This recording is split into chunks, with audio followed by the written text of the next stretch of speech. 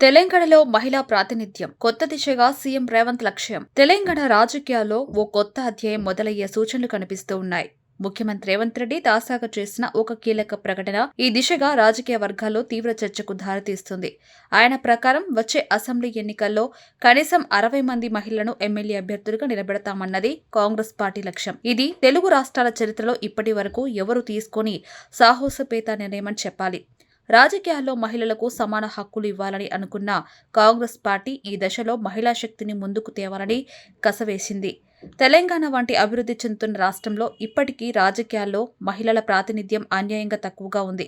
ఇప్పటి వరకు జరిగిన ఎన్నికల్లో మహిళల సంఖ్య 10% దాటింది సత్యం.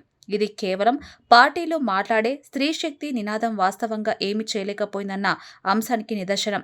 ఈ నేపథ్యంలో రేవంత్ రెడ్డి లాంటి ముఖ్య నాయకుడి నుండి 60 మంది మహిళా ఎమ్మెల్యేలు గెలిపించాలన్న సంకల్పం వెలువడటం ప్రత్యేకంగా నిలుస్తుంది. ఇది మహిళల రాజకీయ హక్కులకు కొత్త ఊపిరిగా నిలవనుంది. ఈ ప్రకటనలో ప్రాముఖ్యత పొందిన మరో అంశం అంటే మహిళా కోటాపై కాంగ్రెస్ పార్టీలో సీరియస్ చర్చలు జరుగుతున్నవన్న సమాచారం. భారతదేశ స్థాయిలో మహిళా రిజర్వేషన్లు రాజ్యాంగ సవరణల ద్వారా అమలు చేసే ప్రయత్నం జరుగుతున్న వేళ రాష్ట్ర స్థాయిలో దీనికి ముందడుగు వేయడం కాంగ్రెస్కు ఓ విశేష మైలురాయిగా మారుతుంది. ఈ దిశగా రేవంత్ నిర్ణయం పార్టీలో ఒక రాజకీయ వేదికను మహిళల కోసం సిద్ధం చేయాలని ఉండే దీర్ఘకాలిక లక్ష్యాన్ని సూచిస్తుంది.